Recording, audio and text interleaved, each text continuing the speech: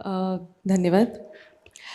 खरं तर दादा अगदी वेळेचे पंक्च्युअल, त्यामुळे दादा वेळेत आलेले आहेत. पावसामुळे आपले काही विद्यार्थी थोडेसे बसमध्ये अडकलेले आहेत. जसे येतील तसे तेही आपल्या कार्यक्रमात सामील होतील.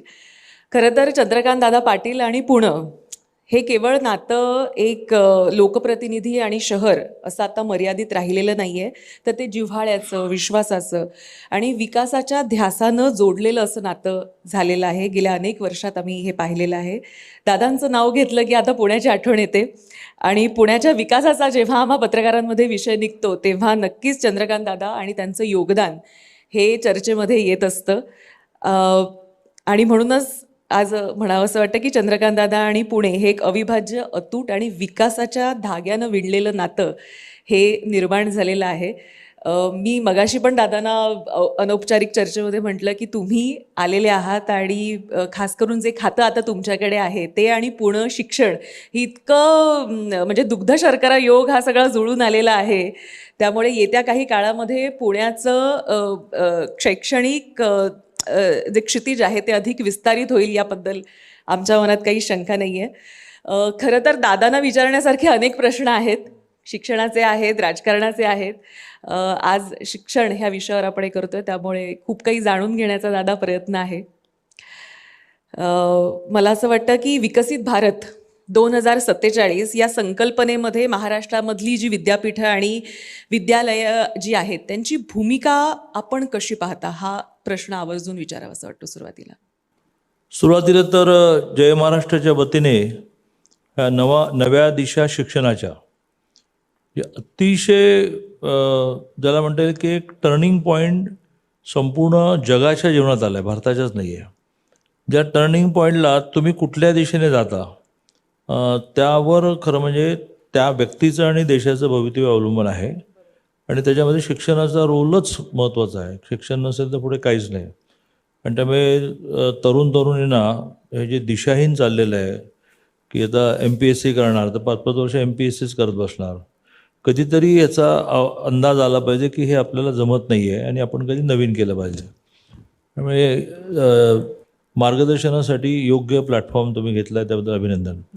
आता तुम्ही प्रामुख्याने विचारलं की विकसित भारताच्या दृष्टीने काय योजना आहे किंवा काय दिशा आहे. तर सगळ्यात महत्त्वाचं म्हणजे आपला देश हा संपूर्ण जगामध्ये विकसित देश होताच. त्याची एक 2-3 उदाहरणं मला सांगायला लागतील. मी त्यात फार वेळ नाही घालवत, तुम्ही वेळेत विचारायला प्रश्नाला अनुसरूनच बोलतो आहे.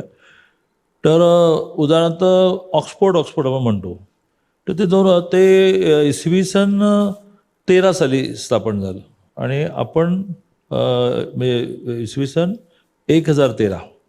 त्याच्या 800 वर्ष आधी आपल्याकडे नालंदा होतं, इसवी सन 400. मग त्याच्या 400 वर्ष आधी आपल्याकडे तक्षशिला होतं, इसवी सन 800. आणि मग आपण 2012 साली 2012 नाही 0 ते 12 या 1200 वर्षानंतर झालेल्या ऑक्सफोर्डचं मात्र गुणगान गातो. हे मला मान्य आहे की ते सगळं नामशेष केलं गेलं. नॅचरली नामशेष होतं, निसर्गाचा नियम आहे की तो जन्मतो आणि मग मृत्यू पावतो. तसंच संस्थांचंही असतं, ती एका स्टेजला जाते आणि ढासळते. देशाचंही असं असतं. तसं नॅचरली आपलं अधपतन नाही झालं, तर ते केलं गेलं. म्हणजे आलेल्या आक्रमकांनी नालंदा जाळलं तर त्याची पुस्तकं 6 महिने जळत होते. आणि त्यामुळे पहिला तर वेध असा घेतला पाहिजे की मान्य आहे कुठल्या ना कुठल्या कारणाने आपण मागे पडलो, तर पुन्हा एकदा मागे बघताना जुन्यातलं चांगलं आपल्याला कव्हर करायचं आहे आणि नवीनचा वेध घ्यायचा आहे. आणि म्हणून मग शिक्षणामध्ये 2 भाग आता मेजर अपेक्षित झाले आहेत. एक, आपली जी परंपरा आहे त्या परंपरेतला अभिमान बाळगावा असे काय काय विषय आहेत. म्हणजे अगदी उदाहरण द्यायचं झालं तर जगातली पहिली डिक्शनरी आपण तयार केली आणि आता आपण डिक्शनरी वगैरे म्हणतो.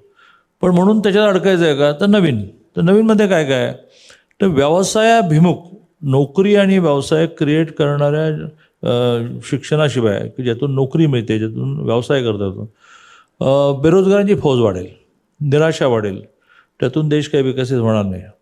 एक चांगलं आहे की संपूर्ण जगामध्ये मॅनपॉवरचा शॉर्टफॉल झाला, तूट पडली. लग्न न करण्याचं प्रमाण वाढलं, मुलं होऊ न देण्याचं प्रमाण वाढलं आणि त्यामुळे सगळ्या जगाला ही 142 कोटी भारताची मॅनपॉवर हवी आहे, पण ती प्रशिक्षित लागेल. आणि त्यामुळे आता नवीन शैक्षणिक धोरणामध्ये नॉर्मल आर्ट्स सायन्स कॉमर्सच्या बरोबरीने, नॉर्मल पॉलिटिक इंजिनिअरिंगच्या बरोबरीने त्याला व्हर्सटाईल करणं, सगळंच त्याला येतं. मग हे करण्यासाठी त्याला योगा शिकवणं, त्याचं कॉन्सन्ट्रेशन वाढवण्यासाठी मेडिटेशन करणं, विपश्यना करणं, हा झाला त्याला यंत्र म्हणून तयार करणं. पण त्याला वाद्यही वाजवता येतं, त्याला गाताही येतं, त्याला एकाच वेळेला सायन्स फॅकल्टी पण पिकअप करता येते, त्याच वेळेला त्याला कॉमर्सचं पण शिक्षण घेता येईल. असं मेजर आणि मायनर नावाचे 2 शब्द डेव्हलप झाले. तुम्हाला कशात करिअर करायचं आहे ते तुमचे मेजर सब्जेक्ट राहा, 70 मार्क. पण 30 मार्क तरी असे पाहिजेत की ज्याच्यामध्ये तुम्हाला माणूस म्हणून जगण्याला जे आवश्यक आहे, म्हणजे भाषा, आपल्याला मराठी भाषासुद्धा नीट येत नाही, तर देशातल्या एक 10 भाषा यायलाच पाहिजे. आणि जगातल्या सुद्धा जिथे जायचं आहे, जर्मन, जपान, जिथे रिक्वायरमेंट भाषा यायला पाहिजे, तर मग जाल तुम्ही. असा शिक्षणाचा सर्वांगीण विचार आपण करतोय. संशोधन वृत्ती वाढावी, इनोव्हेशन यावर पण भर देतो आहे की आपल्या देशाने नेहमीच ज्यांच्याकडे पेटंट आहेत अशांचे प्रॉडक्ट घेऊन त्यांना रॉयल्टी देण्याचं कारण नाही. आमची पेटंट आहेत आणि आम्ही रॉयल्टी मिळवतो. तर अशा दिशेने सगळ्या कॉलेजेसची रचना, विशेषतः पॉलिटेक्निक इंजिनिअरिंग, आगामी काळामध्ये आर्ट्स सायन्स कॉमर्स महत्त्वाचं आहे की नाही आहे, पण skill development, ITI, polytechnic engineering ही जास्त महत्त्वाची आहेत. कारण कौशल्य याला जगामध्ये डिमांड आहे. मला असं वाटतं की राष्ट्रीय शिक्षण धोरण NEP 2020 जे 2020 लागू झालेलं आहे, महाराष्ट्रामध्ये उच्च शिक्षण व्यवस्थेमध्ये अमूलाग्र बदल हे घडत आहेत, घडलेले आहेत. त्याबद्दल जाणून घ्यायला नक्की आवडेल. एकतर हे याची अंमलबजावणी महाराष्ट्रामध्ये 2020ला मोदीजींनी नवीन शैक्षणिक धोरण मांडलं. ते 80 नंतर आलं, म्हणजे जवळजवळ 40 वर्षानंतर आलं. कारण 80ला जे आलं ते नीट इम्प्लिमेंट झालंच नाही. ज्यात आपण 10-2-3 म्हटलं, ज्यात 10 नंतर मुलांनी 2ला जावं, व्होकेशनलायझेशन ऑफ एज्युकेशन म्हटलं, MCVC, पण फेल गेलं. पुन्हा लोकांना 11वी 12वी फर्स्ट इयर सेकंड साईड करायला. आणि त्यामुळे 20चं नवीन शैक्षणिक धोरण मोदीजींनी मांडलं. पण त्याच वेळेला महाराष्ट्रामध्ये उद्धवजींचं सरकार होतं आणि एक विचार प्रवाह डेव्हलप झाला जो आजही आहे की जे केंद्र करेल ते आम्ही करणार नाही. त्याचं नेतृत्व ममता बॅनर्जीने केलं आणि उद्धवजी मग त्या नेतृत्वाला जॉईन झाले. परिणामी 22ला एकनाथजींचं सरकार येईपर्यंत नवीन शैक्षणिक धोरणाचा न पण लिहिला गेला नाही. त्यांनी असं बांधूनच ठेवून दिलं. एक समिती केली माशेलकरांच्या अध्यक्षतेखाली, पण त्याच्या सूचना पण बघितल्या नाही, त्या केंद्र काय करणे काय नाही. 22ला मात्र मला योजनापूर्वक शिक्षण मंत्री केलं गेलं. कारण मी 20 वर्ष अखिल भारतीय विद्यार्थी परिषद, आधी विद्यार्थी, मग फुल टाईमर आणि नंतर 3 राज्य, ऑल इंडिया अशा जबाबदाऱ्या घेणारा. त्यामुळे असं म्हटलं गेलं की शिक्षणातलं तुला, कारण ज्या डिमांड आम्ही केल्या त्यात नवीन शिक्षण धोरणामध्ये आलं. व्यवसायाभिमुख शिक्षण मिळालंच पाहिजे, शिक्षणावर त्याला जोडून एक उपप्रश्न विचारते. दादा, महाराष्ट्रामध्ये शिक्षण मंत्री होणं हे फार काटेरी कुंपण असतं आणि अगदी काटेरी मुकुट असतो तो, की तो घेऊन चालायचा म्हणजे फार कठीण असतं. तर हे तुम्ही तुमच्या कार्यकाळामध्ये उत्तमरित्या पेललं तसं म्हटलं तर वावगं ठरणार नाही, कारण फार काही आम्हाला माध्यमांना त्या काळामध्ये बातम्या दादानी मिळू दिल्या नाहीत. मी PWD आणि महसूलमध्ये असतानाही नाही मिळू दिलं तुम्हाला. तर त्यामुळे ह्या नवीन शैक्षणिक धोरणाची अंमलबजावणी 2 वर्ष उशिरा सुरू झाली. मला त्यामुळे ज्यांनी कोणी हे म्हटलं की आपको लगेगा कि आपको साइडिंग में डाल रहे नहीं, ये आपको अच्छा जमेगा इसलिए दे रहा है. मी खूप वेगाने हा विषय नेला आणि देशात आता नवीन शैक्षणिक धोरणाच्या अंमलबजावणीमध्ये देशात आपण फर्स्ट आलो. त्याची जी वेगवेगळी वैशिष्ट्य सांगायची त्याच्यामध्ये प्रामुख्याने मातृभाषेतून शिक्षण यावर आम्ही भर दिला. त्याच्यानंतर NAC म्हणजे कॉलेजेसची दर 3 वर्षांनी चेकिंग करणं, सगळ्या सुविधा आहेत ना, त्या NACमध्ये आपण 1100वर होतो तर आम्ही 2200वर नेलं. कॉलेजेस आपल्याकडे 6000 आहेत, तर अजून उद्दिष्ट खूप मोठं आहे. NACमध्ये आपण गेलो. त्याच्यानंतर नवीन शैक्षणिक धोरणामध्ये 3 वर्ष नंतर 4थं वर्ष अपेक्षित आहे, जे व्हॉलंटरी आहे, ते आपण ह्या वर्षीपासून सुरू करतो आहे, की ज्याच्यामध्ये इनोव्हेशनवर जास्त भर दिलेला आहे आणि त्याची सगळी तयारी आम्ही करतो आहोत. आता अशी स्टेज आहे की हे जे अपेक्षित होतं मायनर आणि मेजर 70 आणि 30, हे आम्ही खूप, म्हणजे नवीन शैक्षणिक धोरणाच्या अंमलबजावणीची पहिली बॅच छोटी यावर्षी बाहेर पडली, छोटी कोणत्या अर्थाने की 400 स्वायत्त महाविद्यालय आणि 1200 PG डिपार्टमेंट अशामध्ये पहिलं केलं. त्याच्या नेक्स्ट इयरला लगेच सगळ्यांचं केलं. त्यामुळे नेक्स्ट इयरला बॅच येईल ती 6000 कॉलेजेसची येईल आणि लाखो विद्यार्थ्यांची येईल. महाराष्ट्राला उच्च शिक्षणाचं राष्ट्रीय केंद्र बनवण्यासाठी म्हणून महाराष्ट्र सरकारचे आणि विभागाचे खास करून पुढच्या 5 वर्षाचे प्राधान्यक्रम असे काय तुम्ही ठरवलेत, म्हणजे ह्या 5 वर्षात? पहिला प्राधान्यक्रम जो आहे तो मुलींचं शिक्षणातलं प्रमाण वाढवणं. मी बरं वाटावं आणि 33% महिला आरक्षण येणार आहे म्हणून म्हणत नाही, पण भरपूर वर्ष वापरली न गेल्यामुळे असेल, पण त्यांच्याकडे ब्रिलियन्सी जी आहे तिला आता एक्सपोजर द्यायला लागेल, ज्याचा तिच्यासाठी उपयोग होईल आणि समाजासाठी उपयोग होईल. ती प्रामाणिक असते, म्हणजे महिला भ्रष्टाचारी आहेत अशी प्रमाण नाही तसं नाही, पण ते नके बरोबर आहेत. तिची बाउंडिंग निर्माण होतं तिच्या जॉबशी. ती सगळं स्वयंपाक करून मंत्रालयात 10ला पोचण्याची धडपड करते. आमचा जो पुरुष आहे तो सगळेच नाही, पण काही जण म्हणतात की कोण बघताय म्हणून, कारण तिकडे काय एका रेंजनंतर थंबीम काही नाही आहे ना, पण ती मात्र कोणी बघू न मग ती 10ला पोचते. आणि त्यामुळे मुलींच्या शिक्षणामध्ये आम्ही 100% फी माफी केली. त्याच्यात अदर फीच्या नावाने संस्था लुटायच्या, तर आता अदर फी ही ट्युशन फीच्या पोटात टाकून दिली की जेणेकरून आम्ही ती रिएम्बर्स करणार, तुम्ही वेगळी बघायची आवश्यकता नाही. एक निर्वाह भत्ता नावाची योजना सुरू केली, ज्यात पुण्यासारख्या शहरात दरमहा 6000 रुपये मुलींना मिळतात, म्हणजे वर्षाचे 10 महिने धरून 60,000 मिळतात वगैरे वगैरे. हा एक भाग झाला. दुसरा जो भाग आहे तो विदेशामध्ये जाण्याचं प्रमाण फार आहे, क्रेज पण आहे आणि थोडं पुढचं ज्ञान मिळतं, तर ती इथे आणणं. नवी मुंबईमध्ये 250 एकर जागा आपण दिली आणि त्या 250 एकर जागामध्ये खूप सुंदर कॅम्पस डेव्हलप होत आहे की ज्याच्यामध्ये जगातल्या पहिल्या 50 विद्यापीठांमधले 10 आले, की ज्याच्यामध्ये जवळजवळ विदेशात जाऊन शिकण्याचा जो आनंद आहे तो सोडला तर बाकी सगळं मिळणार. तोच अभ्यासक्रम, तेच फॅकल्टी तिकडून येणार किंवा इथे त्या लेवलचे घेणार, तीच परीक्षा पद्धती, तोच रिझल्ट आणि त्याच विद्यापीठाचे डिग्री डिप्लोमा हे आता आपण सुरू करतो. तर अशा खूप गोष्टी आगामी काळात आहेत. पण आता ह्या सगळ्याचा फलसफा म्हणून जे आपण म्हणतो ते म्हणजे अर्थात नोकरी किंवा उद्योगांना उद्योगांना त्याची मदत होईल किंवा जो अभ्यास आपण करतोय त्याचा खरंच फायदा आपल्या प्रॅक्टिकल कामामध्ये आपल्याला यावं, यासाठी म्हणून काही अद्ययावत आणि काही ठोस निर्णय आपण घेतलेत. कारण बऱ्याचदा आपण बघतो की आपली जी जुनी शिक्षण पद्धती आहे त्याच्यामध्ये आपण शिकतोय आणि प्रॅक्टिकल लाईफमध्ये आपण वेगळ्याच गोष्टीवर अधिक प्राधान्य द्यावं लागतं. तर हे बदलण्यासाठी म्हणून काय करता येतंय? आर्ट्स, सायन्स, कॉमर्स सहित सगळ्यांना शेवटच्या वर्षाला का होईना कुठे ना कुठेतरी प्रॅक्टिकल ट्रेनिंगला जावंच लागेल, त्याशिवाय त्याला डिग्री मिळणार नाही. It's compulsion.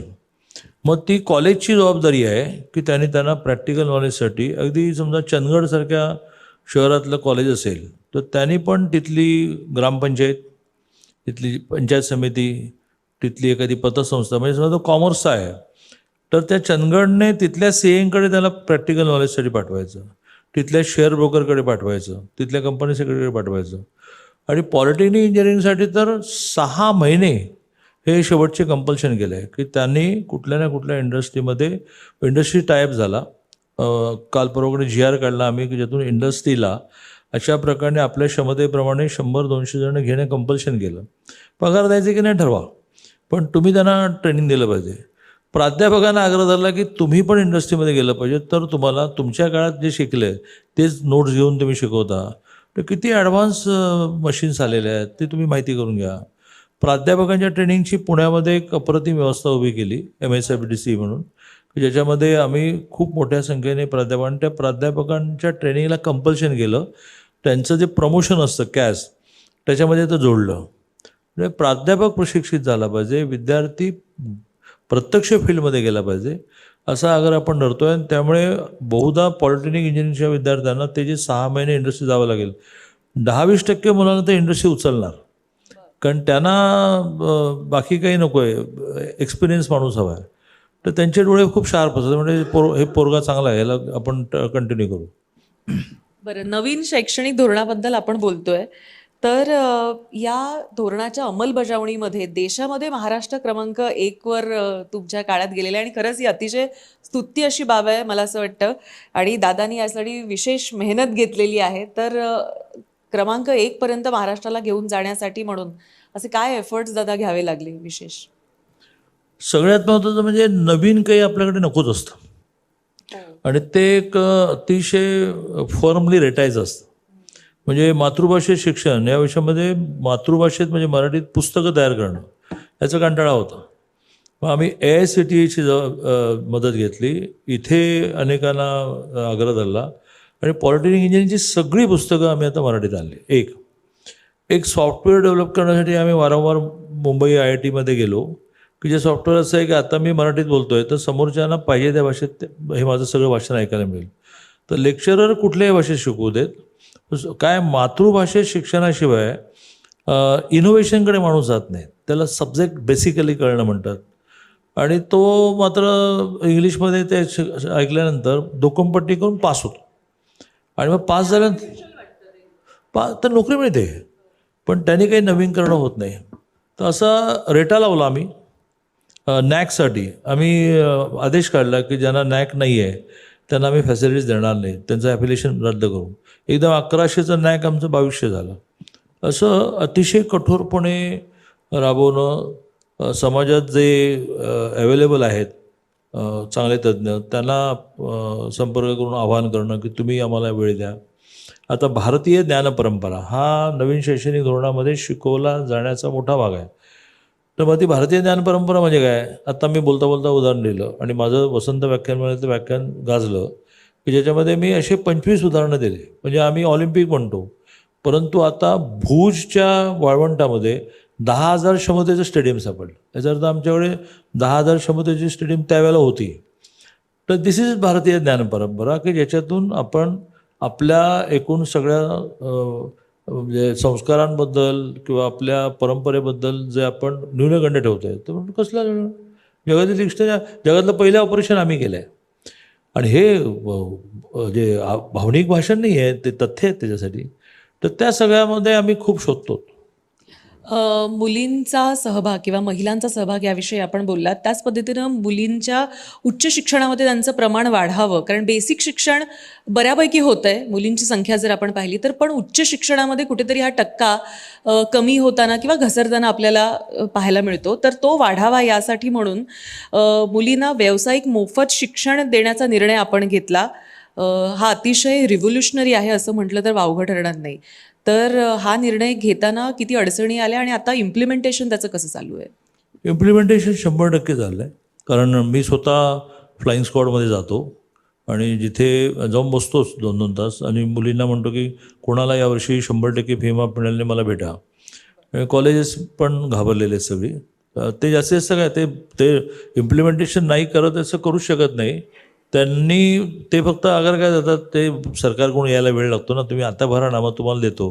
नो, तिला आता भरायला पैसे असले तर तुम्ही कशाला पाहिजे, तुम्हाला आम्ही देतोत ना. आणि आम्ही आता त्यांचे पण डिसेंबरपर्यंत द्यायचा प्रयत्न चालवला की ज्यामुळे त्यांचा जो भाग असतो की या सगळ्या मुलींची फी आम्हाला मार्च एप्रिलमध्ये मिळत नाही, ते आम्ही व्यवस्थित माननीय मुख्यमंत्र्यांशी बोललो, लवकर पैसे मिळायला लागलो.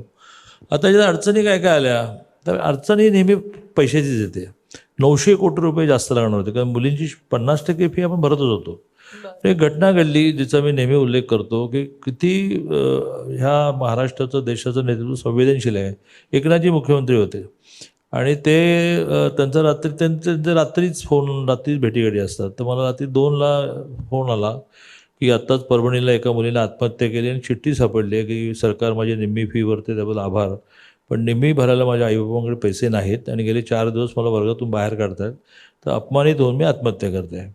2 वाजता त्यांनी मला ती चिठ्ठी व्हॉट्सअपवर पाठवली आणि ते म्हणाले की 7 वाजेपर्यंत मला महाराष्ट्रातल्या मुलींचं शिक्षण 100% माफ पाहिजे. तर मी हसलो, म्हटलं असं राज्य चालत नाही, ह्याचा भार काढायला लागतो, तो फायनान्सकडे धावळा घेऊन जायला लागतो. आणि तो 900 कोटी निघाल्यानंतर थोडी चिंता निर्माण झाली कारण खूप नवीन नवीन गोष्टी ह्या महाराष्ट्र सरकारने केल्या. मग त्याच्यामध्ये आनंदाचा शिधा आपण द्यायला सुरू, मुख्यमंत्री माझी लाडकी बहीण वगैरे. पण मी म्हटलं की नाही, हे खूप पुण्याचं काम आहे, हे आपल्याला रेटायला लागेल. आणि ते शेवटी माननीय देवेंद्रजी त्यावेळेला उपमुख्यमंत्री होते, त्यांनी आग्रह धरला. माननीय अजितदादा अर्थमंत्री होते, त्यांनी आग्रह धरला आणि फाईल थ्रू झाली. आणि हे दुसरं वर्ष पूर्ण झालं. आर्ट्स सायन्स कॉमर्सला आपल्याकडे फीस 600,000 पण ती पण रिएम्बर्स करतो आपण. पण polytechnic, engineering, medical, MBA, law ह्याच्या फिया मोठ्या असतात.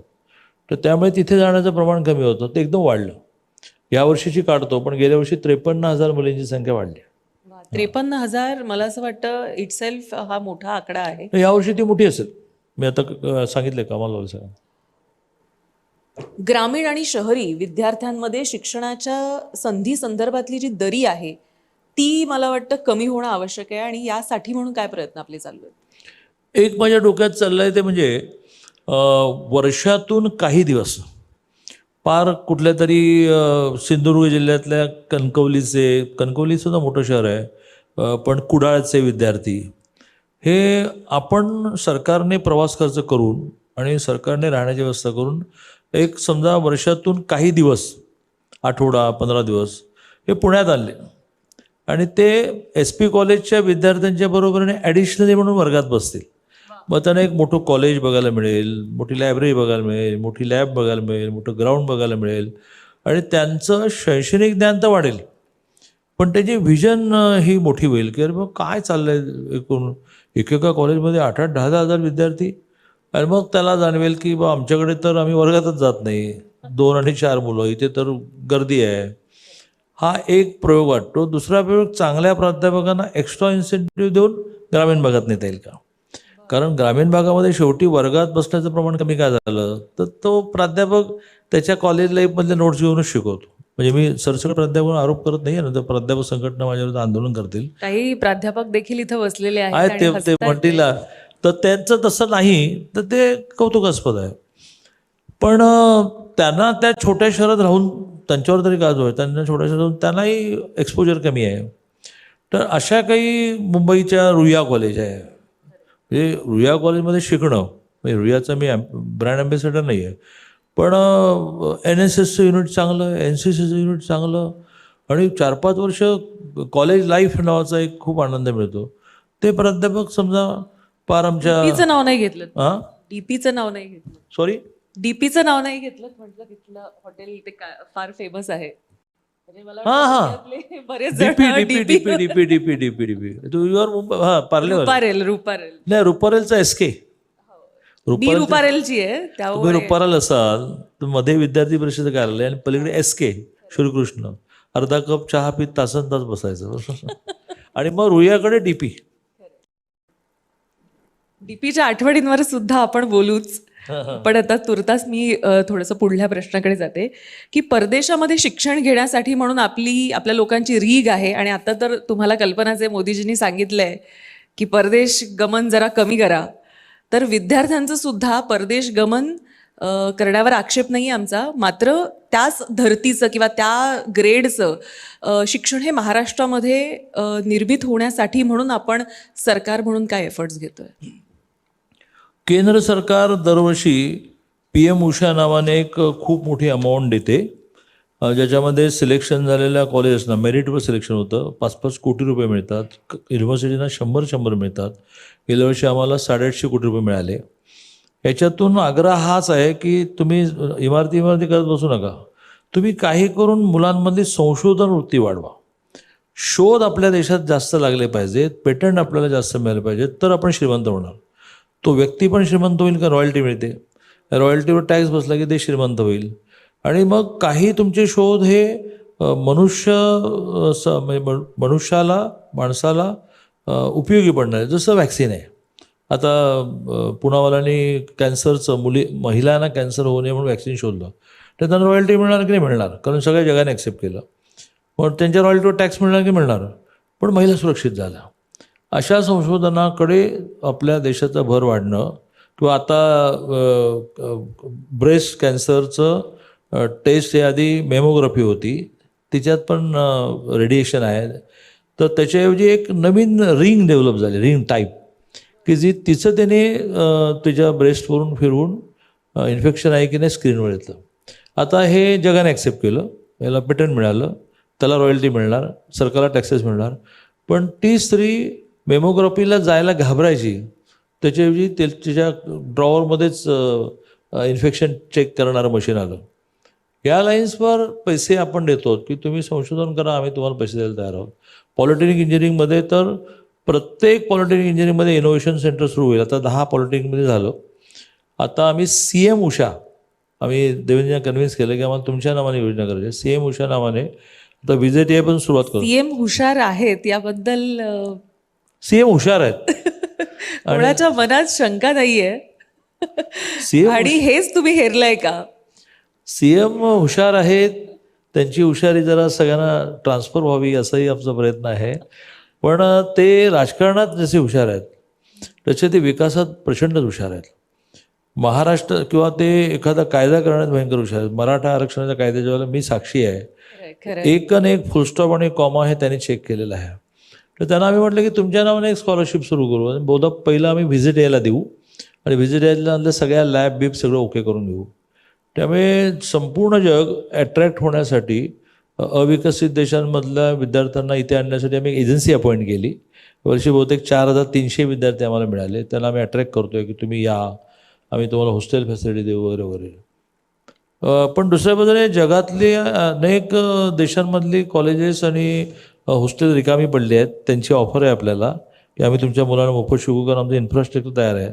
जपानमधून आता ऑफर आहे वा. की 1000 विद्यार्थ्यांना तुमच्या आम्ही मोफत शिकवतो, पाठवा. कारण त्यांनी मोठमोठ्या इमारती उभ्या करून ठेवल्या आणि आता म्हटल्यामुळे पॉप्युलेशन एकदम डाऊन जायला चाललं. त्यामुळे त्यांच्या रोजगारांना माणसं नाही. त्यांचा हेतू हा आहे की मग ही मुलं त्यांना मिळतील. त्यामुळे खरं म्हणजे भारताला एक मोठी संधी मिळालेली आहे की तुम्हाला चांगल्या अर्थाने जग कॅप्चर करणं, हे ग्रॅबिंग ह्या अर्थाने नाही, पण जगावर नेतृत्व करण्याची मोठी संधी मिळालेली आहे. CM हुशार या योजनेच्या माध्यमातून कुठेतरी ती CM उषा आहे, CM हुशार नाही आहे. नाही पण म्हणजे कुठेतरी आता थोडासा पॉलिटिकल प्रश्न येणं स्वाभाविक आहे, कारण सहयोगी पक्षांना देखील तुम्हाला काही मेसेज द्यायचा आहे का या निमित्तानं?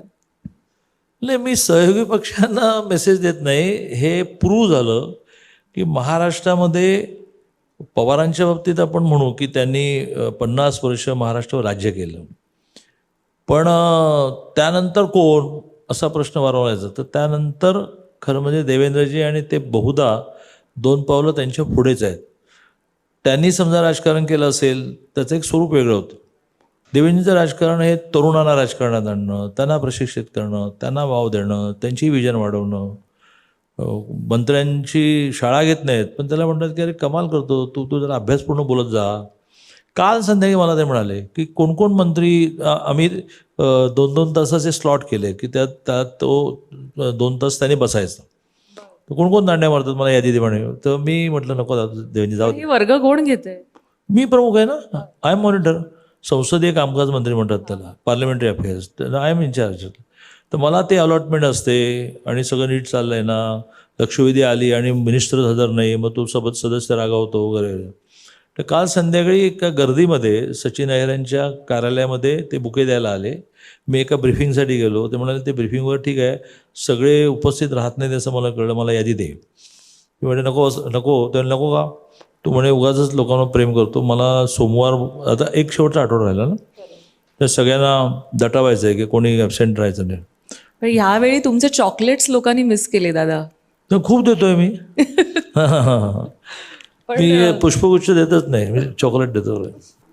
तुम्ही म्हणताय की कौशल्यावर आधारित शिक्षणावर सरकार भर देत आहे, त्यासाठी म्हणून काय उपक्रम आपण प्राधान्यानं त्याच्यावर फोकस करतोय, म्हणजे येत्या 29 पर्यंत किंवा पंचवार्षिक योजनेसाठी म्हणून त्याच्यावर? स्किल डेव्हलपमेंटवर, ITIवर माझ्याकडे येत नाही, ते मंगलपाल लोढाजींकडे येतं. पण सगळं म्हणून शिक्षण आहे ना. मेडिकल एज्युकेशन हसन मुश्रीफांकडे आहे, शालेय शिक्षण दादा हुसेनकडे आहे, स्किल डेव्हलपमेंट आमच्या मंगलपाल लोढांकडे आहे, हायर एज्युकेशन माझ्याकडे आहे. तर मी तर आता मुख्यमंत्र्यांना हा आग्रह धरला आहे की आमची 1 महिना कठीण आहे, मुख्यमंत्र्यांना इतकं वेळच मिळत नाही, तर दर 3 महिन्यांनी किंवा आमची एक कंबाईन मीटिंग करा. आम्ही सगळे एकमेकाशी कनेक्ट आहोत. आणि त्यामुळे आता 8 स्किल डेव्हलपमेंटच्या युनिव्हर्सिटींना मान्यता दिली टप्प्याटप्प्याने. पुण्यातलं सिम्बॉयसिस, पुन्हा एकदा रुयासारखंच व्हायचं मी ब्रँड ॲम्बेसडर, पण सिम्बॉयसिस स्किल डेव्हलपमेंटचं युनिव्हर्सिटी तुम्ही बघितलं की नाही मला माहीत नाही, तुम्ही बघितलं पाहिजे. म्हणजे ब्युटी पार्लरचा तिथला कोर्स हा तुम्ही करूनच टाकाल. हां, त्याची फी पण 2 लाख आहे, पण त्यांनी खूप चांगलं मॉड्यूल डेव्हलप केलं. जवळजवळ सगळ्याच मुलींची फी कॉर्पोरेट कोणत्या मिळवतात, म्हणजे त्यांनाही फी मिळते, मुलींना फ्री शिक्षण मिळतं. तर असं स्किल डेव्हलपमेंटवर ITI सगळी अद्ययावत करून घेतो आहे आपण, पॉलिटेक्निक अद्ययावत करून घेतो आहे, इंजिनिअरिंग अद्ययावत करून घेतो आहे, वेगवेगळ्या सायन्स कॉलेजेसच्या लॅब नीट करून घेतो. मला असं वाटतं या सगळ्यामध्ये AI हा एक अतिशय महत्त्वाचा विषय आहे. तर महाविद्यालयांमध्ये AI, data centre, cyber security आणि यासारखे उपक्रम अधिक व्यापक करण्याची मला असं वाटतं आता आवश्यकता निर्माण झाली आहे. कारण छोटेखानी अनेक सेमिनार्स उभे राहतात, पैसेही उकळतात, पण अशाच पद्धतीचं किंबहुना त्यापेक्षाही अधिक दर्जेदार शिक्षण जर सरकारकडून देण्यात आलं किंवा शिक्षण संस्थांमध्ये तशी प्रोव्हिजन करण्यात आली, यासाठी आपण काही महत्त्वाची पावलं उचलताय का? एक नाव राहिलं आशिष शेलार, त्याच्याकडे IT आहे. तर त्यांच्या वतीने आता आपण एक AI युनिव्हर्सिटी करतो. म्हणजे प्रत्येक कॉलेजेसमध्ये AI हा विषय, जसं नवीन इंजिनिअरिंग कॉलेज ह्या पुढे देताना आम्ही आग्रह धरला आहे की आम्ही तुम्हाला परंपरागत सिव्हिल, इलेक्ट्रिकल, मेकॅनिकल परवानगी देणार, AI करणार आहात तर करा. मग कोल्हापूरचं इंजिनिअरिंग कॉलेजची आता चौथं वर्ष आहे, त्यांनी पहिल्या वर्षापासून AI घेतलं. AI असल्याशिवाय परवानगीच देत नाही, हे तुम्ही लागत नाही, आहेत कॉलेजात. आणि आता वेगळी AI युनिव्हर्सिटी आशिष शेलारांच्या IT डिपार्टमेंटच्या अंतर्गत लॉन्च होते. आता थोडंसं शिक्षक आणि संस्थांकडे वळूया आपण. शिक्षकांच्या गुणवत्ता वृद्धीसाठी आणि डिजिटल अध्यापनासाठी काय आपण वेगळ्या सुविधा किंवा काही नवीन इनोव्हेटिव्ह आयडियाज, कन्सेप्ट्स आहेत का आपल्याकडे? मी म्हटलं ना, एक प्राध्यापकांच्या ट्रेनिंगची खूपच सुंदर इन्स्टिट्यूट, म्हणजे ती इमारत म्हणूनही सुंदर आहे, ॲटमॉस्फिअर सुंदर आहे, MSFDC. तर तिथे प्राध्यापकांचं ट्रेनिंग आम्ही कंपल्शनच केलं. त्यांच्या कॅस्टला त्यांनी ट्रेनिंग झाल्याचं सर्टिफिकेट मिळवायला लागेल, हा मोठा भर आम्ही देतो. एक आणखीन करायला लागेल की काही प्राध्यापकांना दरवर्षी सिलेक्ट करून विदेशातल्या चांगल्या विद्यापीठात पाठवणं, खरं की तिथे काय लायब्ररीची साईज आहे, तिथे विद्यार्थ्याच्या बरोबर प्राध्यापक कसे दिवसभर लायब्ररीत बसतात, असे काही प्रयोग करायला लागतील. कारण प्राध्यापक आणि संस्थाचालक हे विद्यार्थी केंद्रबिंदू मानत नाहीत तोपर्यंत शिक्षणाला मजा राहणार नाही. बहुतांश फार महत्त्वाचं विधान आहे. हो, अनेक शिक्षण संस्था ह्या त्यांच्या पॉलिटिकल इंटरेस्टसाठी आहेत. मी अगदी धाडसाचं विधान करतो. ती जी परंपरा आहे कर्मवीर भाऊराव पाटलांची, बापूजी साळुंकेंची, किंवा महर्षी धोंडो केशव कर्वे यांची, अशी मोठी यादी आहे, एखादं नाव राहील मॅडम तर गडबड होईल. इव्हन डॉक्टर बाबासाहेब आंबेडकरांची. डॉक्टर बाबासाहेब आंबेडकरांनी मिलिंद कॉलेजच्या माध्यमातून केवढा व्याप उभा केला. तर त्याच्यामध्ये केवळ समाज सुशिक्षित नाही, संस्कारित नाही, तर व्हिजनवाला तयार करण्याचं स्वप्न होतं. इथे मात्र काही स्वयंअर्थसहित विद्यापीठांच्या बॅलन्स शीट ह्या तुम्ही पाहिलं तर तुम्ही पण एक स्वयंअर्थसहित विद्यापीठ माझ्याकडे मागाल. हां, तर हे कशासाठी? दिस इज नॉट युअर बिझनेस. शिक्षण हे तुम्हाला तोट्यातच चालवलं पाहिजे. तर बरं, ऐकताय ना तुम्ही? नाही, शिक्षण हे तोट्यातच चालवलं पाहिजे. तो बिझनेस असूच शकत नाही. ते एक अतिशय मोठं पुण्याचं काम आहे. 4 विद्यार्थी शिकले आणि नोकरीला लागले की तुम्हाला पिढा जो देतात, तो शुगर असल्यामुळे तुम्ही घेत जरी नसला तर तो घेऊन आला आठवणीने, याचा आनंद हा बाजारात विकत मिळत नाही. पण हे संस्थाचालकांना कळत नाही. त्यांनी शुगर फॅक्टरीनंतर, टेक्स्टाईल मिलनंतर आता कॉलेजेस काढायला सुरुवात केली. आणि ते जोपर्यंत बदलत नाही की मी मार्केटमध्ये फिरेन आणि पैसे मिळवेन, सरकार अनुदान देईल, PM उषा, CM उषा आम्ही देतोच पैसे, मी मार्केटमध्ये फिरेन, मी पैसे मिळवेन, मी मुलींचं हॉस्टेल नीट करेन. मी बडाई म्हणून सांगत नाही, पण तुमच्यासारख्यांकडून लोकसेवा होतो. मी 12 मुलींची हॉस्टेल बांधली, माझी एकट्याची झाली. मग इथे बसलेल्यांचे किती होतील? मग कोल्हापूरला कृषी महाविद्यालयामध्ये मुलींची संख्या वाढायला लागली. याची सवयच नव्हती आमच्या कृषी महाविद्यालयांना. मुली कुठे ॲग्रीला यायला लागल्या, तर मी हॉस्टेल नव्हती. कोल्हापूरच्या ॲग्रीमधलं अतिशय सुंदर आमच्या यांच्या विजयाराजे शिंदे यांच्या नावाने काय पोर्ट्रेट लावलं तिथे आम्ही मस्त, त्यांच्या नावाने आम्ही मुलींचं हॉस्टेल काढलं.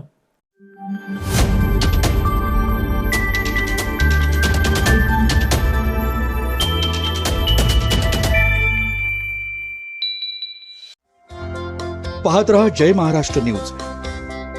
100% गाईच्या दुधापासून बनलेलं शुद्ध सोनेरी आणि दाणेदार गोवर्धन तूप गर्वाने Govardhan. India's leading AI-driven university with a renowned placement ecosystem, shaping future leaders with intelligence.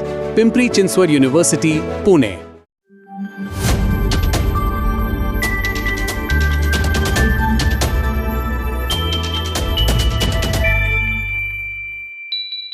स्वायत्त विद्यालय आणि विद्यापीठांना अधिक सक्षम करण्यासाठी म्हणून काही धोरणं आपण राबवताय का, व त्यासाठी काही पावलं उचलताय का? नाही, स्वायत्त महाविद्यालय आणि स्वायत्त विद्यापीठांना परवानग्यांशिवाय आम्ही काहीच जाणार नाही.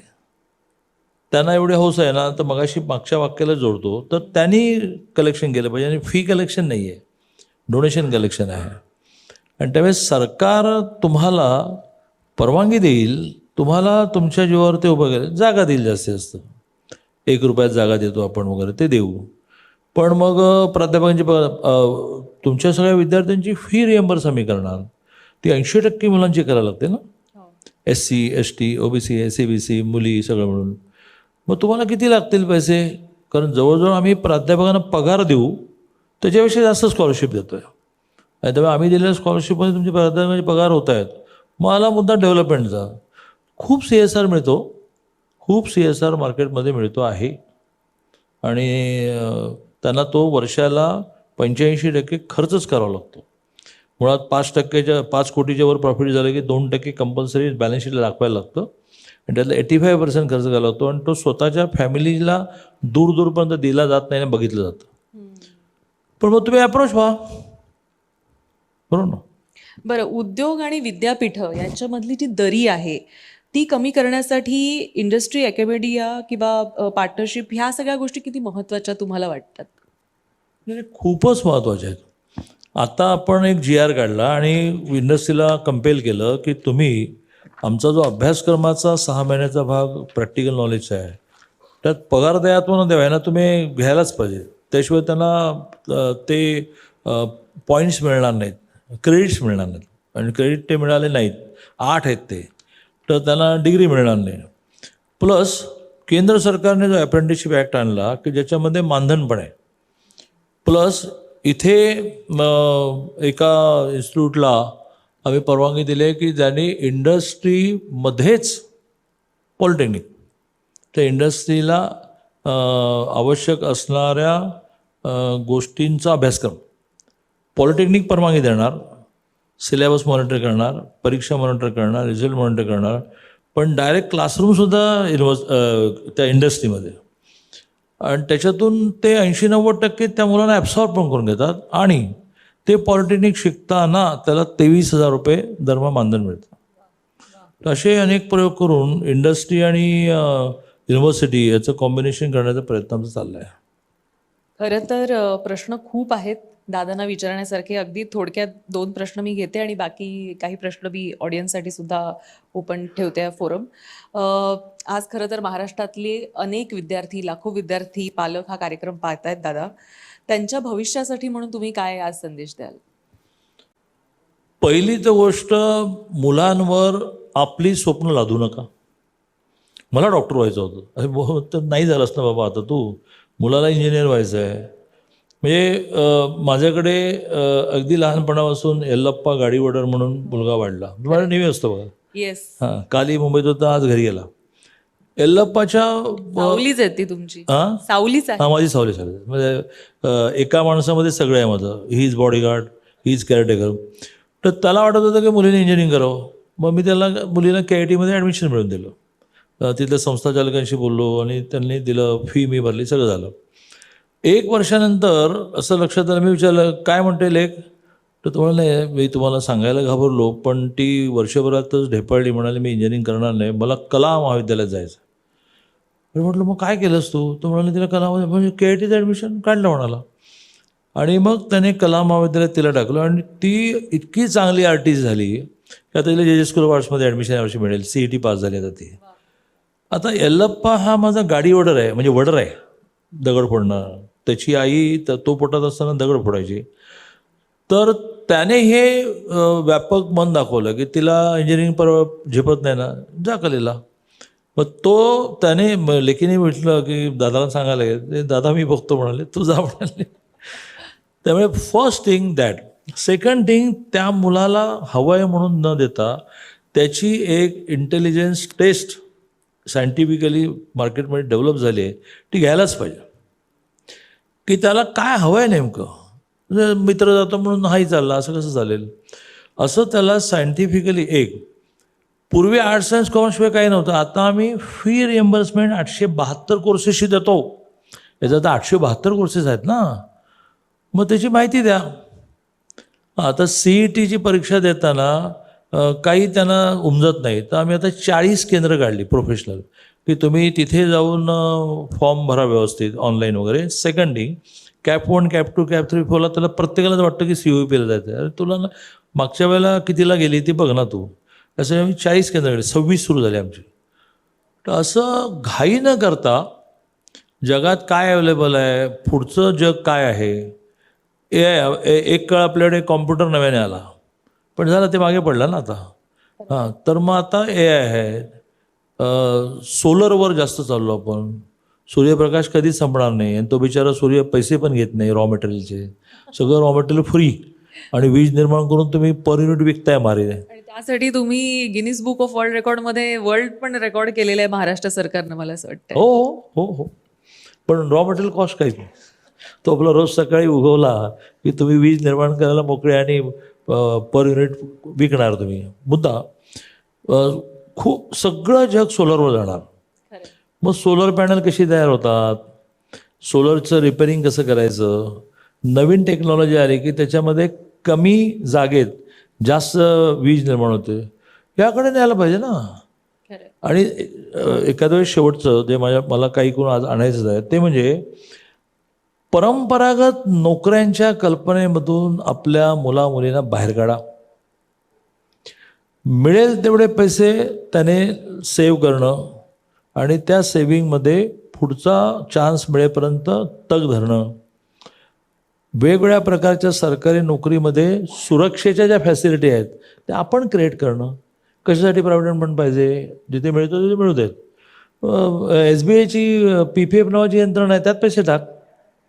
पेन्शन कशाला पाहिजे, अटल पेन्शनमध्ये पैसे टाक, LICच्या पेन्शन प्लॅनमध्ये टाक.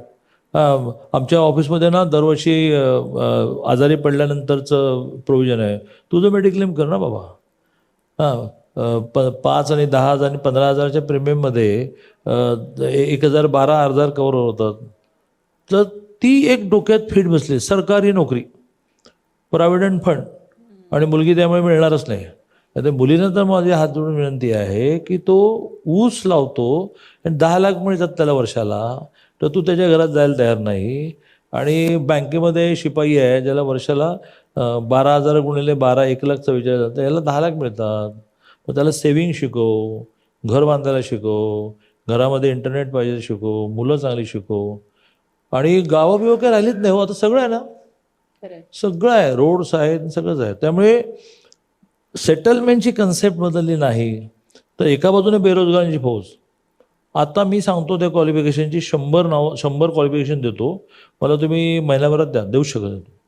कारण ती आमची नोकरीची कल्पना आहे. आमची नोकरीची कल्पना म्हणजे काय, सकाळी उशिरा ऑफिसमध्ये जाणे, दुपारी जेवून येतो म्हणून पळून जाणे, आणि संध्याकाळी बायको जरा आजारी म्हणून लवकर पळून जाणे, महिन्याला पगार घेणे, ही आमची नोकरीची कल्पना आहे. खरं, ही कल्पना देखील बदलणं आवश्यक आहे. आणि मला असं वाटतं याची सुरुवात खरं तर एका आता तुम्ही माध्यमांमध्ये खूप मोठी फौज आली, ती किती वर्षापूर्वी आली, अलीकडच्या वर्षांमध्ये आली. तर तुमच्या आई वडिलांनी तुम्हाला हे तू हे काय माईक घेऊन फिरते आणि दिवसभर, आणि रात्री CMच्या बंगल्यासमोर उभं राहायचं, आतमध्ये मिटिंग चालली आहे काय, 2-2 वाजता मी तुम्हाला पाहिलं आहे CMच्या बंगल्यासमोर. आणि मी म्हणायचो कशासाठी एवढं करताय, पण त्यात तुम्ही एन्जॉय केलं. आणि तुमच्या आई वडीलही म्हणाले की काय ऐकणार नाही, जाऊ दे, हेच करू दे. आणि मग मात्र तुम्हाला पुरस्कार मिळाल्यानंतर आई वडील खुश झाले. हे केवढं नवीन प्रोफेशन आलं, ते नव्हतं ना 10-20 वर्षापूर्वी. आणि महिलांचा सहभाग खूप मोठा आहे याच्यामध्ये. खूप मोठा. पुढील 10 वर्षानंतर महाराष्ट्र शिक्षणाच्या क्षेत्रामध्ये दादा तुम्ही कुठे पाहता? महाराष्ट्र शिक्षणामध्ये आपण खूपच पुढे येऊन जाणार. ह्यात नवीन शैक्षणिक धोरणाची अंमलबजावणी स्कूल एज्युकेशनमध्ये दादा सध्या खूप वेगाने करत आहेत. ते थोडं रेंगाळलं होतं, कारण नवीन शैक्षणिक धोरणाची कल्पना अशी आहे की पहिलीच्या आधी 3 वर्ष आणि पहिलीपासून 4 वर्ष ही 7 वर्ष महत्त्वाचे म्हणायचे. आणि त्यामुळे आपल्याकडे मॉन्टेसरीचा अभ्यासक्रम नाही आहे, गल्ल्या गल्ल्यात मॉन्टेसरी. हे सगळं आता देशभरामध्ये मॉनिटर व्हायला सुरुवात झाली की मॉन्टेसरीचा अभ्यासक्रम सगळा देशभर कॉमन, त्याचे शिक्षक, त्याची क्वालिफिकेशन, त्यांचं ट्रेनिंग आणि त्याला त्या 7 वर्षात तुम्ही जे शिकवाल तेच. त्यामुळे थोडं स्किल डेव्हलपमेंट त्याला द्या, थोडं त्याच्या मातृभाषेव्यतिरिक्त भाषा शिकवायला सुरुवात करा, थोडं त्याला सिविक सेन्स निर्माण करा की काय कसं जगलं पाहिजे, रस्ता क्रॉसिंग, कचरा, अनावश्यक पाणी न वापरणं, हे काहीच नाही आहे सध्या. तर त्या 7 वर्षानंतर म्हणजे ती जी पहिलीच्या आधी 3 7 वर्षानंतर मग अवघड आहे, मग त्याला शिंग फुटतात, मग तो काय फार. बरं, मी ऑडियन्सकडे माईक देणार आहे, पण त्याआधी माझे थोडेसे 2 लाईट प्रश्न आहेत तुमच्या शिक्षण क्षेत्रासंदर्भातले. की तुम्ही शिकत असताना शाळेमध्ये दादा कसे होते? अभ्यासू होते, थोडेसे बॅक बेंचर होते, की दादा कसे होते? माझे आईवडील दोघेही गिरणी कामगार, त्यामुळे आम्ही मुंबई महानगरपालिकेच्या प्राथमिक शाळेमध्ये गेलो, मग 7वीपर्यंतही गेलो. पण 4थीपासून आम्ही मी आणि माझी बहीण जी आता एक खूप चांगली नर्स म्हणून रिटायर झाली, नवी मुंबईत राहते, सेंट जॉर्जेसला होते, नंतर प्रमोशन म्हणून GTला होते. आम्ही आईवडिलांच्या खूप मागे लावलं की आम्हाला चांगल्या शाळेत जायचं आहे. तर आईवडील म्हणाले की बा आम्ही दोघेही कामगार आहोत, आम्हाला एवढंच परवडणार, तुम्ही करा. त्या वयात आम्ही दोघे पैसे कमवायचो. सकाळी त्यावेळेला काचेच्या बाटलीमध्ये दूध मिळायचं, ते आम्ही घरोघर पोचवायचो वगैरे वगैरे. मग आम्हा दोघांनाही दादरच्या किंग जॉर्ज, तेव्हा किंग जॉर्ज आता राजा शिवाजी, किंग जॉर्जमध्ये ॲडमिशन घ्यायला मिळालं. आणि मी असं म्हणतो की त्यामुळेच खरं म्हणजे मला इथपर्यंत येतं आलं. आणि त्यामुळेच माझ्या बाकीच्या बहिणी अगदी 7वी 8वीला रेंगाळल्या, पण ही माझी बहीण नर्स झाली आणि खूप चांगली नर्स म्हणून तिला खूप पुरस्कार मिळाले. आणि आम्ही दोघेही हे मान्यच केलं पाहिजे की शिक्षण हे थोडं परंपरेने येणार. आमचे आईवडील निरक्षर, दोघेही अंगठे बहाद्दर, तर त्यामुळे आम्ही स्वार होतो. BComला 41% मार्क मिळाले. पण सिन्सिअरिटी, लायब्ररीत बसणं, समजून घेणं, मग थोडे विद्यार्थी परिषद आल्यामुळे सुद्धा थोडं माझं डायव्हर्जन झालं. पण तरी मी काही 60%वाला नव्हतो. पण ते मिळवतानाही मला आनंद होता की आपल्याला जेवढं जमलं तेवढं आपण केलं. मला असं वाटतं या निमित्तानं विद्यार्थ्यांना पण हा संदेश आहे की जरा आपल्याला मार्क्स कमी मिळाले किंवा काय, तर त्याच्यासाठी आत्महत्या करणं वगैरे हा पर्याय नाही. आज तुमच्यासमोर उच्च शिक्षण मंत्री बसलेले आहेत की त्यांनी अनेक अडचणी पार करत इथपर्यंतचा पल्ला हा गाठलेला आहे. आत्महत्या तर कोणालाच पर्याय नाही आहे. आत्महत्या म्हणजे काय, तर तुम्हाला तुमच्या यातना सहन नाही झाल्या म्हणून तुम्ही मुक्ती घेतली, पण बाकीच्यांचं काय केलं तुम्ही? आणि त्यामुळे येणाऱ्या परिस्थितीशी झगडणं याला काही दुसरं उत्तरच नाही. आणि त्यामुळे आत्महत्येचं प्रमाण शून्यावर आलं पाहिजे. आजारपणामुळे सुद्धा बरीच माणसं आत्महत्या करतात. वाय आहे ना, मेडिकल सायन्स खूप पुढे गेलं आहे. आणि मी थोडं आध्यात्मिक आहे. मी असं म्हणतो की हे मागच्या जन्मीचं काही आपलं राहिलं असेल ते फिटून जाऊ देत ना, तर मग पुढच्या जन्मी हे प्रॉब्लेम राहणार नाहीत. पण काही झालं की सोपं. आता त्यामुळे मी एक नवीन मशीन शोधलं आहे, ते आता प्रत्येक हॉस्टेलला देणार आहे. तर ते फॅनमध्ये लावायचं आणि ते गळफास लावला की तो लटकणार नाही, तो फॅन तुटणार. या आठवड्यात फारच युनिक कन्सेप्ट आहे. या आठवड्यात मी प्रेझेंटेशन घेतोय. ते डिव्हाइस एका तरुणाने डेव्हलप केलं. दिस इज इनोव्हेशन. त्याने ते फॅनच्या वरती, पंख्याच्या वरती लावायचं म्हणे, आणि कितीही लोड आला तर तो मरणार नाही, तर तो फॅनच तुटणार. त्यामुळे आता ते तरी आत्महत्येचं साधन मी काढून टाकतो सगळ्यांना. असं वाटतं की किती इनोव्हेटिव्ह विचार आहेत मला, आणि इतक्या आणि इतकं मोठं लोकही, मुलंही विचार करतायत आणि त्याच्यामध्ये इनोव्हेशन करतायत, हे खरंच स्तुत्य आहे. कॉलेज विद्यार्थ्यांच्या आत्महत्या हॉस्टेलच्या फॅनला लटकण्यातून होतात. मग ती ओढणी काय वापरते आणि तो बेडशीट काय वापरतो, तर त्या फॅनला तर तुम्हाला लटकूच देणार नाही मी तुम्हाला. किमान त्यामुळे तरी ते प्रमाण कमी होईल आणि संपुष्टात येईल अशी आपण अपेक्षा करूया. माझा शेवटचा प्रश्न ऑडियन्सकडे जाण्याच्या आधीचा, की शिक्षण झालं, आता कॉलेज, DPचा मगाचा विषय अर्धवट राहिला दादा, तर कॉलेज जीवनाच्या आठवणींबद्दल देखील विचारणं मस्ट आहे, कारण तुम्ही उच्च तंत्र शिक्षण मंत्री आहात. तर कसे होतात तुम्ही कॉलेजमध्ये, आणि कॉलेजच्या त्या काळातल्या काही आठवणी? बंक मारून पिक्चर वगैरे बघायचात का, काय करायचं कोणते? हां हां आणि कुठले बघायचं? हो. कॉलेज माझं सिद्धार्थ, आणि सिद्धार्थला विटीला ग्राउंड पण नाही, डायरेक्ट तुम्ही उतरलं की रस्ताच, आमचा मोठा विटी स्टेशनकडून येणार रस्ता. आणि त्यामुळे ज्याला कॉलेज लाईफ म्हणतं तसं मला मिळालंच नाही. ग्राउंड आहे, खेळ आहे, ॲक्टिव्हिटी आहे वगैरे. पण त्याच दरम्यान मी विद्यार्थी परिषदेच्या कॉन्टॅक्टमध्ये आलो आणि खूप विद्यार्थी परिषदेचा ॲक्टिव्हिस्ट झालो. आणि त्यामुळे आंदोलनं करणं, भांडणं, ॲर्ग्युमेंट करणं ही तेव्हापासून मला सवय लागली. सगळ्या ॲक्टिव्हिटी तिकडे गेल्यात. मेजर ॲक्टिव्हिटी मला ABPत करायला मिळाल्या. ठाणे जिल्ह्याच्या वनवासी भागात, आदिवासी भागामध्ये शिबिरांना जाणं. मुंबईच्या जवळ ठाणे आहे आणि इतकी गरिबी आहे. मग मला माझ्या गरिबीचा विसर पडला. अरे बापरे, मग माझे आईवडील कामगार तरी आहेत, त्यांना पगार तरी मिळतो, मग हे कसे जगतात. आणि त्यामुळे मी नंतर 13 वर्ष घर सोडलं संघटनेसाठी. त्याची व्हिजन ही मला ठाणे जिल्ह्याच्या आदिवासी भागात मिळाली. आमच्याकडे पद्धत आहे विद्यार्थी परिषदेत, 2 वर्ष किमान संघटनेसाठी घर सोडायचं, विनावेतन, नो पगार. आणि अगदी लो प्रोफाईल म्हणायचं ती संन्यासी परंपरा आहे. सगळे संन्यासी नेम त्याला कळा. तो लग्न करत नाही, तो संसार करत नाही, तेवढे वर्ष मग बॅक यायचं. तर मी 13 वर्ष केलं. तर माझे वडील मिल कामगार. दरवर्षी जेव्हा मी 1 वर्ष एक्सटेंड करायचो माझं घरातून बाहेर पडणं, त्याला म्हणतात पूर्ण वेळ, फुल टाईम. त्यावेळेला ते म्हणायचं बास झालं ना बाबा, आम्ही गिरणी कामगार, आम्ही रिटायर झालो. पण मला सारखं पंजाबचा प्रश्न अपील करायचं, मला काश्मीरचा प्रश्न अट्रॅक्ट करायचा की अरे काय चाललं आहे. आणि मग त्यामुळे 1 राज्य, 3 राज्य आणि शेवटी मी ऑल इंडिया जनरल सेक्रेटरी झालो. त्यामुळे ॲक्टिव्हिटी, भांडण, न्याय मिळवून देणं, संवेदनशीलता, हे सगळं मी विद्यार्थी शिकलो. कॉलेजमध्ये मी अभ्यासक्रम शिकलो. खूप चांगले चांगले प्राध्यापक मिळाले, त्यांनी मला खूप चांगली लॉजिक्स दिली. खरात नावाचे आमचे प्राध्यापक म्हणायचे, ते म्हणजे जेव्हा जेव्हा गरीब आहे असं वाटेल ना तुला, तेव्हा धारावीत जा म्हणाले. मग वाटेल की आपण खूप श्रीमंत आहोत म्हणाले. तेव्हापासून माझा गरिबीबद्दलचा न्यूनगंडच संपला. त्यामुळे खूप कॉलेज लाईफ एन्जॉय केलं मी. पण चित्रपटाच्या प्रश्नाला बगल पण दिलीत तुम्ही. चित्रपट आणि नाटकं मला खूप आवडतात. आता थोड्या मर्यादा आल्या, परंतु नंतर मग जेव्हा मी 13 वर्ष पूर्ण वेळ काम करून परत आलो आणि आता पहिला रुपया कमवायचा तो मी नाटकं लावण्यातून मिळवला. शिवाजी मंदिरच्या बऱ्याच डिश माझ्याकडे असायच्या आणि ते नाटक लावायचो, त्यातून पैसे मला मिळायचे. आणि नंतर मग मी आमदार झाल्यानंतर मंत्री होईपर्यंत मी 2 व्हीलरच फिरायचो ना, माझ्याकडे ॲक्टिवा होती. ते आजही माझा एलप्पा बिलप्पा वापरतात.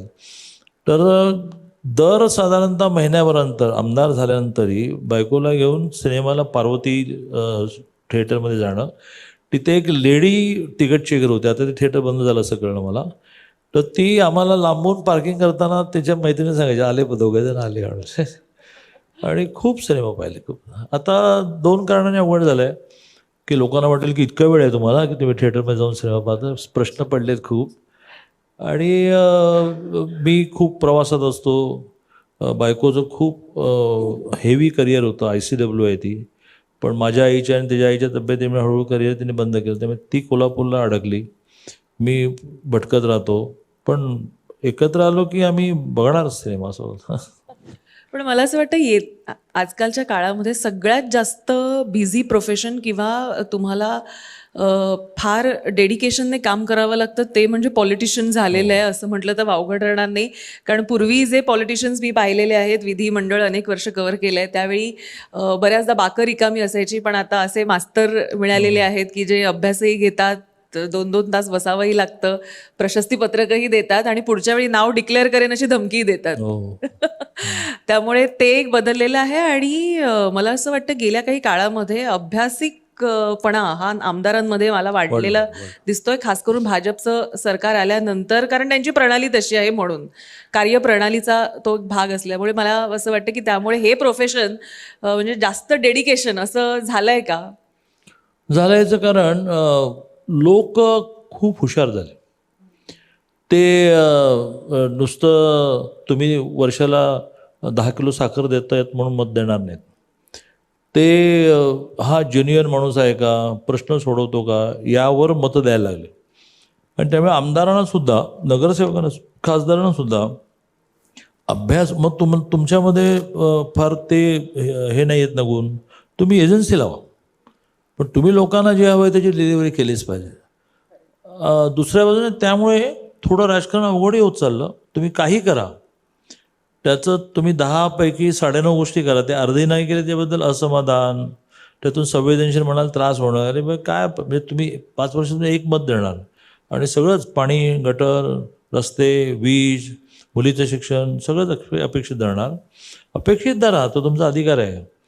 पण मग ते जे केलं आहे त्याचं आता साधा आमच्या कोथरूडमध्ये एका शास्त्रीनगर नावाच्या भागामध्ये स्मशानभूमीचे पत्रे गळत आहेत. तर काल आणि परवा दिवसभर तेच चाललं. जसं मी कोथरूडमध्ये काही केलंच नाही, केल्याची मोठी यादी आहे, तुमचे 2 तास मी खाईन त्यासाठी. पण ते 2 दिवस सोशल मीडियात चाललं. आमदार कुठे आहेत, शास्त्रीनगरमधली स्मशानभूमी गळते आहे, लोक कसे छत्र्या घेऊन उभे आहेत. अरे पण मी गरीब महिलांचं डिलिव्हरी फ्री करण्यासाठी एक मॉड्यूल डेव्हलप केलं, ज्यात 2ऱ्या महिन्यापासून डिलिव्हरीपर्यंत सगळं मी करतो. 1800 महिलांची डिलिव्हरी झाली.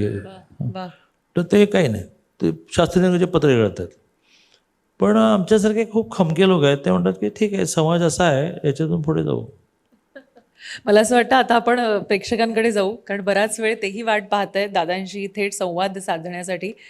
कोण आहे त्यांनी हात वर करावा आणि आपलं नाव आणि कॉलेजचं नाव सांगावं आणि प्रश्न विचारावा. नमस्कार दादा, मी शिवदीप संतोषराव तावडे आणि सध्या शंकरराव चव्हाण विधी महाविद्यालयात LLBचं शिक्षण घेतो आहे. माझा प्रश्न असा होता दादा की आपण सध्या आता पुण्यनगरीमध्ये, जे की शिक्षणाचं माहेरघर म्हणतोय, तिथेच सावित्रीबाई फुले पुणे विद्यापीठाची जर का रँकिंग बघितली, जे की शिक्षणासाठी बाहेरून विद्यार्थी इथे येतात, जी रँकिंग 2018मध्ये 16 होती, ती आता 2025च्या NRIF रँकिंगमध्ये ती 91 झाली आहे दादा. आणि मागच्या 2024मध्ये ती 37 होती. तर एवढ्या लवकर प्रमाणामध्ये ही रँकिंग घसरणं, याच्यामागं कारण काय असू शकतं आणि आपण यासाठी काय अजून उपाययोजना करू शकतो की जेणेकरून विद्यापीठाचा नावलौकिक पूर्ण जगभर पसरेल? रँकिंगमध्ये मेजर गुण असतात. बसा, रँकिंगमध्ये मेजर गुण असतात. प्राध्यापक संख्या, विद्यार्थी आणि प्राध्यापक यांचं संख्या बरोबर आणणं. गेले 3 वर्ष माननीय देवेंद्रजींनी आणि त्याच्या आधी एकनाथजींनी, अजितदादांनी विद्यापीठातल्या जागा सँक्शन करूनही 3 वर्ष आपल्याला भरता आल्या नाहीत. राज्यपालांनी असा आग्रह धरला की 80-20 प्रमाण असलं पाहिजे. 80 त्याच्या कागदांवर, मग त्याने PhD कुठे केली, त्याने पेपर्स कधी सबमिट केले, आणि 20 मार्क फक्त इंटरव्ह्यू. कारण त्यांचं म्हणणं होतं की इंटरव्ह्यूमध्ये गपला होतो. आता युनिव्हर्सिटी ग्रँट कमिशनचा नियम आहे की 100 मार्क्स इंटरव्ह्यूवर. यात 3 वर्ष गेले. फायनली आम्हाला राज्यपालांचं ऐकावं लागलं आणि आता आम्ही 60-40ला तरी मान्यता घेतली. 60 मार्क कागदावर, 40 मार्क इंटरव्ह्यूला. मग त्यातही त्यांनी म्हटलं की नाही, उसमें से 20 मार्क क्लासरूम में जाकर वो पढ़ाए और आपने ऑब्झर्व करके देना है. मग तेही ॲक्सेप्ट केलं. याच्यामुळे परिणाम झाला एक भाग. दुसरं म्हणजे काय झालं आहे की आपण सगळ्या गोष्टी पुरवतो, पण त्या मानांकनासाठीची कॉम्पिटिशन भयंकर वाढली. आधी थोडा लोकांचं त्याच्याकडे लक्ष नव्हतं, आता सगळेजणं ॲप्लाय करतात, मग सगळ्या गोष्टी पूर्ण करण्याचा प्रयत्न करतात. आणि त्यामुळे पुणे विद्यापीठातलं मानांकन खाली आलं, याच्यात तिथले संशोधन कमी झाले नाही आहे, तिथले पेटंट कमी झालेले नाही आहेत. एक मेजर स्लॉट आपला उडतो, जो पुढच्या वर्षी नीट होईल. आता प्राध्यापकवरती सुरू झाली, नोव्हेंबरपर्यंत बहुतेक सगळे प्राध्यापक अपॉइंट होऊन आपापल्या वर्गावर जातील. पण नेक्स्ट इयरसुद्धा आपलं वाईट जाणार आहे, कारण त्याचं जे काउंटिंग असतं ते आता सुरू झालं आणि ह्याही वर्षी आपल्याला प्राध्यापकाच्या इथले मार्क्स कमी मिळणार. त्याच्या नेक्स्ट इयरला आपण लेफ्ट घेऊ. आणि मला असं वाटतं की पुणे विद्यापीठाला ह्यात दोष देण्याचं काही कारण नाही.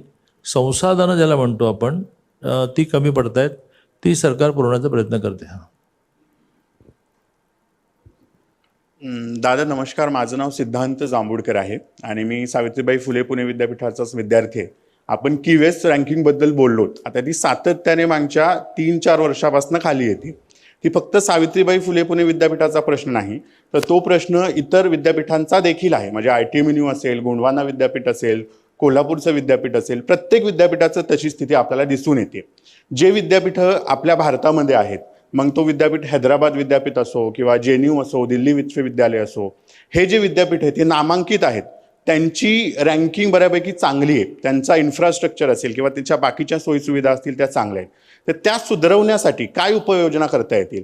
म्हणजे प्राध्यापक भरती हा एक मुद्दा झाला, पण त्याऐवजी पण खूप मुद्दे आहेत. म्हणजे प्लेसमेंटबद्दलचा मुद्दा आहे, की आता विद्यापीठांमध्ये विद्यार्थी शिकण्यासाठीच येत नाहीयेत. त्याचं कारण काय आहे? तर तिथे प्लेसमेंट भेटत नाही. उच्च शिक्षण केल्यावर देखील जर नोकरी भेटत नसेल तर आम्ही का उच्च शिक्षण घ्यायचं, असा प्रश्न जेव्हा विद्यार्थ्यांना पडलेला आहे. तर त्यासाठी आपण काय करू शकतो की प्लेसमेंट वाढेल, ज्यामुळं विद्यार्थी स्पर्धा परीक्षेकडनं दुसऱ्या मार्गाला लागतील, उच्च शिक्षण घेतील आणि कुठेतरी सेटल होऊ शकतील. सगळ्यात महत्त्वाचं म्हणजे 3 प्रकारची रँकिंग असतात. एक वर्ल्ड लेवलला, एक एशिया लेवलला आणि एक भारत लेवलला. भारत लेवलला म्हणजे भारताच्या स्तरावर आपल्या कंट्री लेवलला महाराष्ट्रातली विद्यापीठ खूपच वर आहेत. म्हणजे अगदी त्यात जळगाव विद्यापीठ पण आहे, शिवाजी विद्यापीठ तर नक्की आहे, पुणे मुंबई आहे. एशियनमध्ये सुद्धा आपण बऱ्यापैकी वर आहोत. वर्ल्डला आपण गेलो की ती खूपच एस्टॅब्लिश विद्यापीठं झाली आणि त्याच्यामध्ये ती सरकार पैसे देतात, त्याच्यापेक्षा त्यांचे माजी विद्यार्थी खूप पैसे देतात, प्रचंड देतात. आता माजी विद्यार्थी चांगले पैसे देतात असं COEP आपलं चांगलं चाललं आहे. माजी विद्यार्थी चांगले पैसे देतात, VJTI चांगलं चाललं आहे. युनिव्हर्सिटी जिथे मुकेश अंबानी जिंकले, परवा त्यांनी 200 कोटी रुपये दिले युनिव्हर्सिटीला.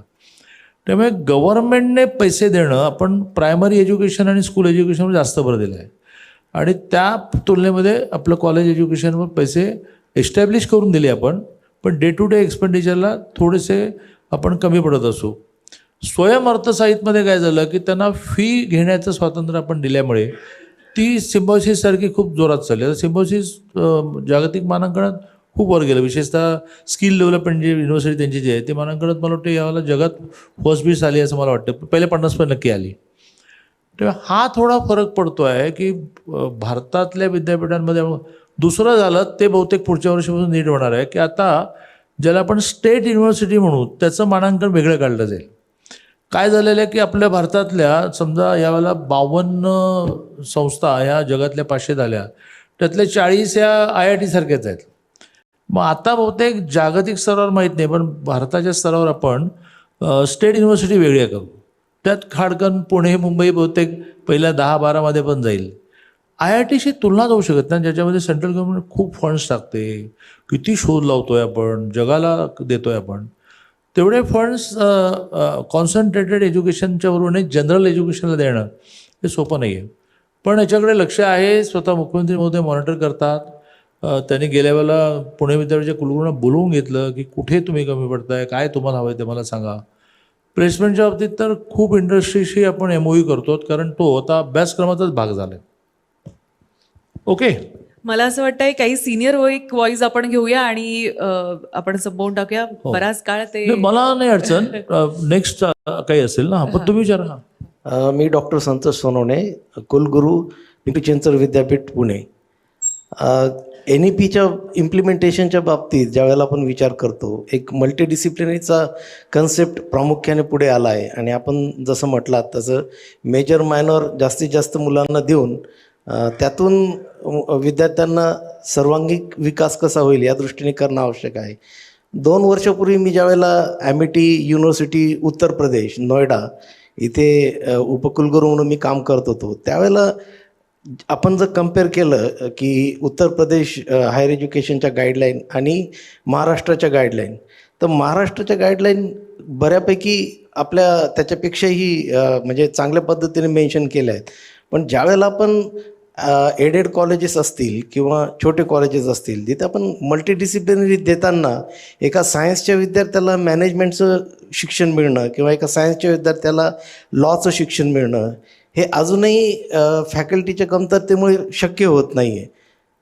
प्रामुख्याने सांगायचं तर पुणे युनिव्हर्सिटीमध्ये आजही डबल मेजरसारख्या गोष्टीवर कामही होत नाही. तर आपण आपल्या विभागातर्फे अशी एखादी समिती करून त्यातून काही मार्ग काढू शकता का? आपलं प्रयोजन कसं आहे या बाबतीत? बरं, आग्रह तर आपला खूप चालला आहे आणि आपण प्राध्यापकांच्या आता तर 5100 प्राध्यापकांची भरती आणि विद्यापीठातली 700 आणि त्यामुळे ते जे म्हणणं असतं संस्थाचालकांचं म्हणजे प्राध्यापक न्यामी करू काय, ते आता संपेल डिसेंबरपर्यंत सगळ्या इंटरव्ह्यू पूर्ण होतील आणि प्राध्यापक आपापल्या वर्गावर जातील.